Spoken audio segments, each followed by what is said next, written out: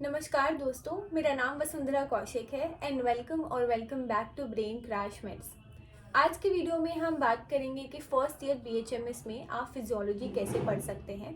ये आप में से बहुत लोगों का डाउट भी था, तो आज की वीडियो हम इसी के बारे में बनाएंगे।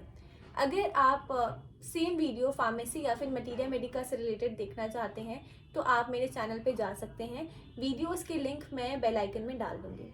तो बगैर किसी देरी के हम शुरू करते हैं। तो सबसे पहले फिजियोलॉजी का मतलब क्या है।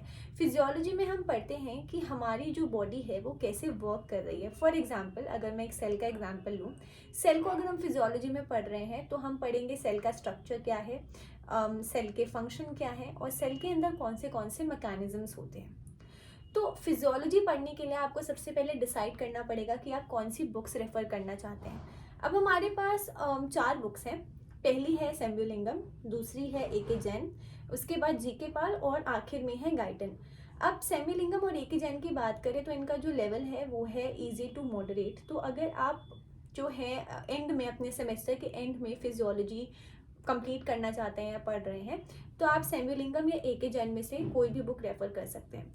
अगर आप शुरुआत से फिजियोलॉजी पढ़ रहे हैं तो आप गाइटन रेफर कर सकते हैं। इसका लेवल थोड़ा मॉडरेट टू डिफ़िकल्ट है, तो इसीलिए अगर आप बिल्कुल शुरू से पढ़ रहे हैं तो आप गाइडन रेफर कर सकते हैं।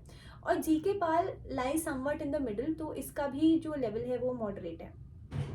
अब इसमें से आप सबसे पहले तो डिसाइड कर लीजिए कि आप कौन सी बुक रेफर करना चाहते हैं और उसके बाद आप आगे प्रोसीड कर सकते हैं।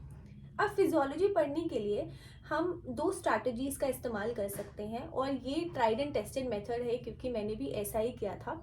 तो इनमें से आप कोई भी चूज़ कर सकते हैं depending on what you like. सबसे पहला मेथड है पेज बाय पेज। अगर आप अगेन उन बच्चों में से हैं जो कि बिल्कुल शुरुआत से फिजियोलॉजी पढ़ते हैं तो आप एक बुक को पेज बाय पेज बहुत ही आसानी से कवर कर सकते हैं। और दूसरा मेथड है प्रीवियस ईयर पेपर्स। अगर आप उन मेजॉरिटी ऑफ स्टूडेंट्स में से हैं जो कि एंड में जाकर बिल्कुल प्रीवियस ईयर पेपर्स फॉलो करते हैं तो आप इस टेक्निक को फॉलो कर सकते हैं। तो सबसे पहले हम बात करते हैं पेज बाय पेज टेक्निक की। तो इसमें आपने मूव करना है most important topic to less important topic. आप किसी भी टॉपिक को जो है 2 हेडिंग्स में, 2 लेयर्स में कवर कर सकते हैं।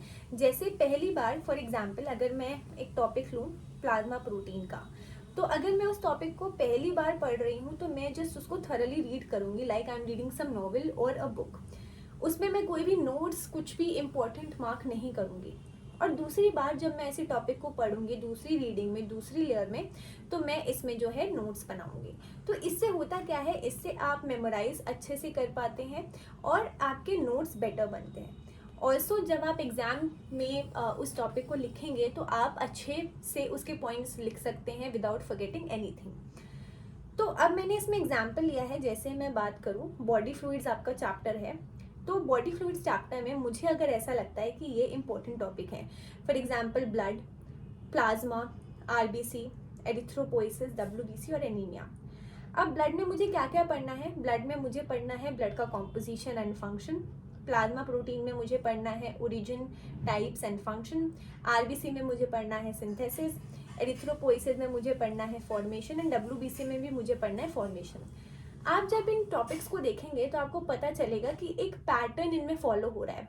तो वही पैटर्न मैंने यहाँ पर लिखा है और मैंने अपने भी फर्स्ट ईयर में यही पैटर्न फॉलो किया था। ये पैटर्न क्या है, जैसे फॉर एग्जांपल हम प्लाज्मा प्रोटीन का ही एग्जांपल लेते हैं। तो इसमें मैंने क्या किया, अगर मैं प्लाज्मा प्रोटीन के बारे में मुझे कोई एग्जाम में शॉर्ट नोट या फिर लॉन्ग नोट लिखने को आया तो मैं उसे किस हेडिंग में लिख सकती हूँ। सबसे पहले मैं इंट्रोडक्शन लिखूंगी प्लाज्मा प्रोटीन का, then definition of plasma protein, then different types of plasma protein.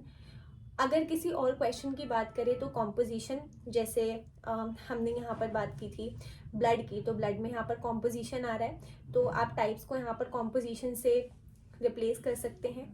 उसके बाद function of plasma protein and flow chart if there is any, और क्लिनिकल साइन वेरी इंपॉर्टेंट। तो प्लाज्मा प्रोटीन को आप इन सब headings में cover कर सकते हैं। आपके 90% ऑफ केसेस में ये पैटर्न फॉलो हो जाएगा। 90% ऑफ क्वेश्चंस में, कुछ क्वेश्चंस ऐसे होंगे जिसमें ये पैटर्न फॉलो नहीं होगा, बट मेजॉरिटी में आप इस पैटर्न को यूज़ कर सकते हैं। ये पैटर्न आपको मेमोराइज करने में बहुत ईजी रहेगा।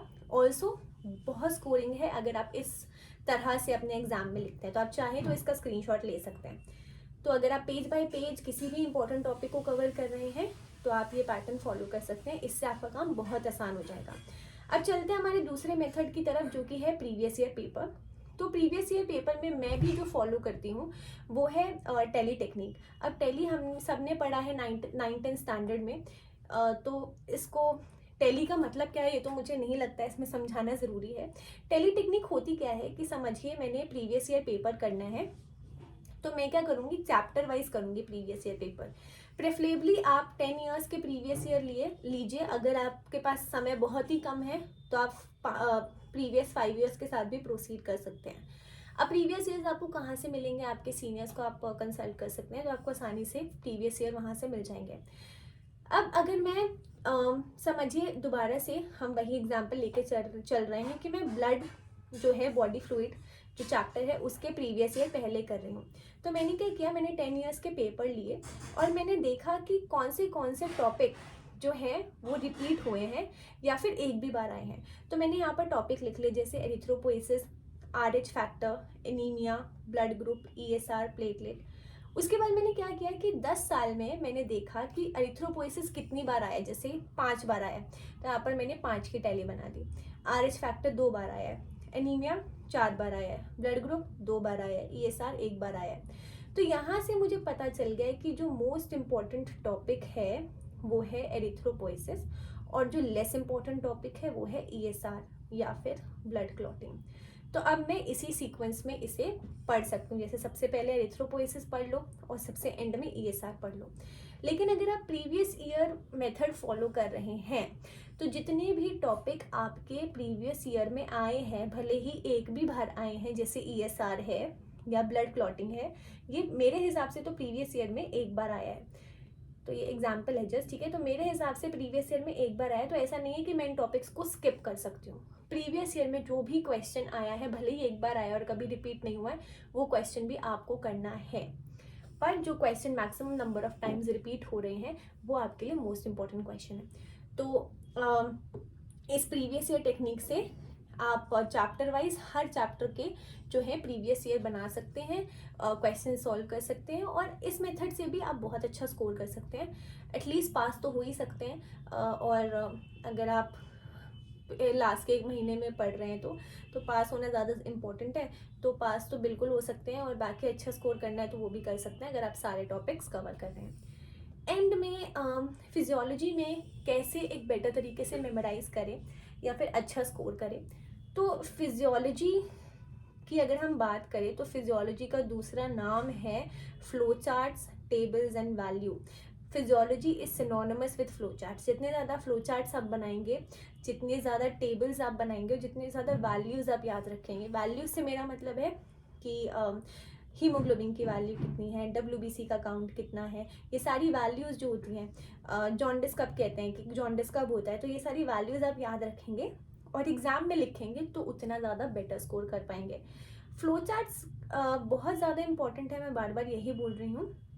तो आप ऐसा भी कर सकते हैं कि आप कोशिश करें कि कोई भी टॉपिक है, अगर समझिए कोई भी टॉपिक है, जैसे फॉर्मेशन ऑफ RBC है, तो फॉर्मेशन ऑफ RBC को रादर देन आप लाइन बाय लाइन नोट करने की जगह एक फ्लो चार्ट में समझने की कोशिश करें और एग्ज़ाम में भी उसे फ्लो चार्ट की फॉर्म में लिखें, क्योंकि ये पढ़ने में भी इजी होता है, मेमोराइज करने में भी इजी होता है और इससे आप बेटर स्कोर कर सकते हैं।